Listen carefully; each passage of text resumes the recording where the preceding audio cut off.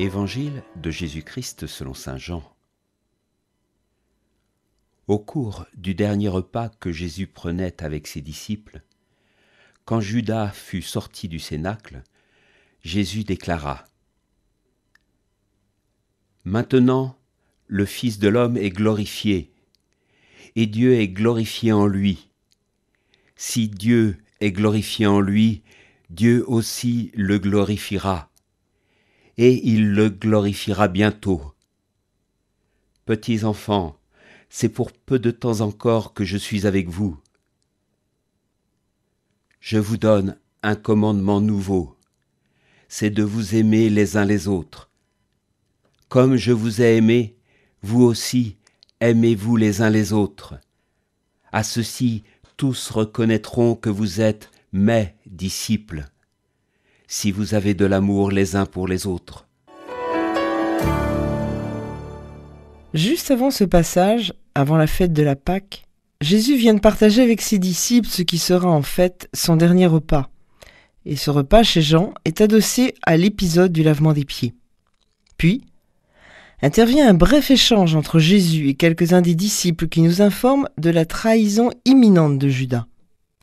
Ce qui peut nous frapper d'emblée au tout début du passage, c'est un sentiment d'urgence, le lien que semble faire Jésus entre le départ de Judas vers les ténèbres et ses propos sur la glorification. Jésus sait bien depuis un certain temps que Judas va le livrer. Pourtant, il ne l'a ni renvoyé ni condamné. Il l'a accepté à sa table, il lui a lavé les pieds comme aux autres disciples. Et maintenant, le temps presse. Alors Jésus va s'adresser aux siens, à ceux qui pour l'instant lui restent fidèles. Un premier discours d'adieu où il aborde ce qui sera la condition de vie de ceux qui croiront en lui. Il leur parle du Père et de sa gloire. Chez Jean, la gloire n'est pas une question de solennité, d'honneur ou d'admiration, mais elle vient de Dieu. Elle est manifestation de Dieu aux hommes. Ici, la gloire se révèle comme un ample rayonnement qui, émanant de Dieu Père, enveloppe totalement le Fils et ne demande qu'à accueillir tous les hommes dans sa lumière. Mais la gloire est totalement révélée, diffusée par l'amour. C'est parce que Jésus, uni à son Père par un amour inouï, a accompli jusqu'au bout la mission confiée, qu'il est pleinement introduit, associé à la gloire du Père. C'est l'amour qu'il mène à l'extrême, qui révèle la divinité du Fils et le glorifie. Mais cet amour qui unit le Père et le Fils ne leur est pas réservé.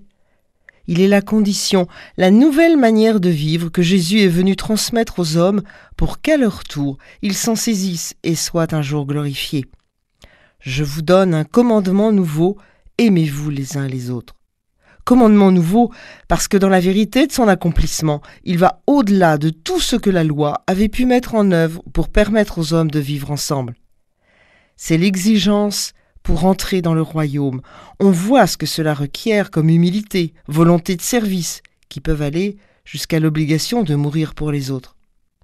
Chez Jean, cette nouvelle manière de vivre met en valeur la réciprocité de l'amour.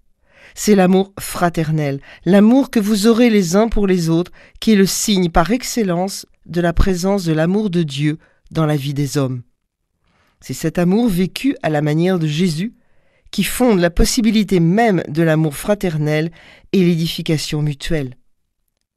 Le commandement de l'amour reste l'appel essentiel de Jésus dans notre vie de croyants aujourd'hui. Comment ? Dans nos choix de vie familiale, professionnelle, sociale, citoyenne, restons-nous attentifs à l'existence des autres, de tous les autres, des frères, afin que l'on nous reconnaisse comme des disciples. L'évangile du jour était commenté par Anne Lemoine, formatrice au service diocésain de formation.